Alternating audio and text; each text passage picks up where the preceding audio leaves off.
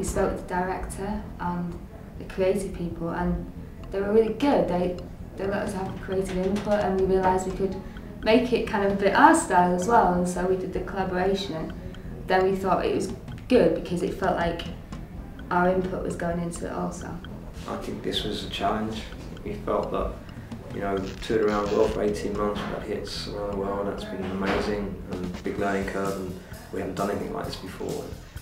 And like Kay said, that collaboration was like, how are we going to do this? Is it going to work? You do tend to beat yourself up over stuff, and this is a reason to beat ourselves up and try to get it right. So it's been a fantastic experience.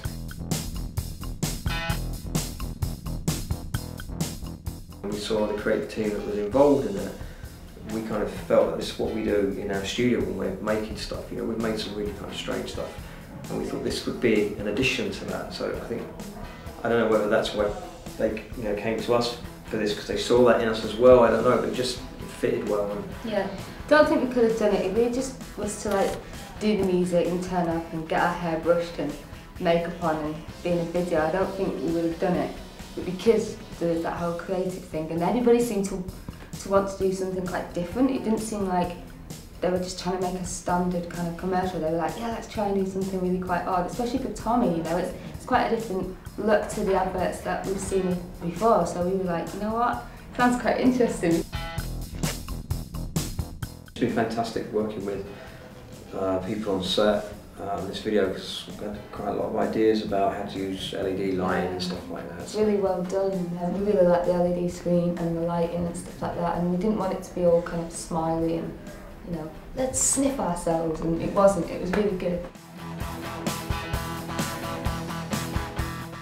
Bob Dobbin, he was fantastic because as a director, obviously, he's dealing with more than just us as artists being creative, he's dealing with the whole thing.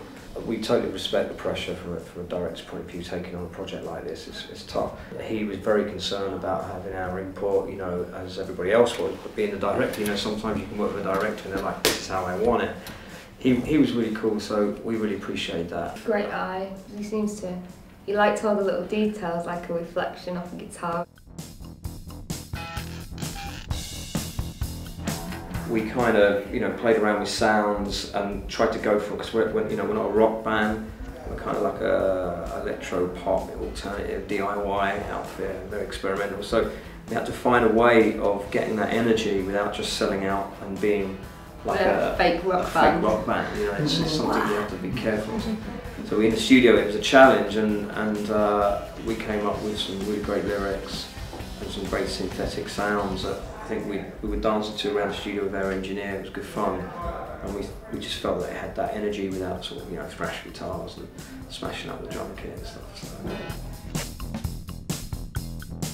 The nicest thing about fragrance is that when you're touring, and of course your clothes just keep going into, you know, like a wash bag or something, and then a week later you go to the laundrette and you take your stuff out. If you've been wearing fragrance, all your stuff smells good still. It's like got your smell. It's a form of expression, you know. I have perfumes that I love and smells that I love, and yeah, it's definitely a form of expression, and you want to smell a certain way.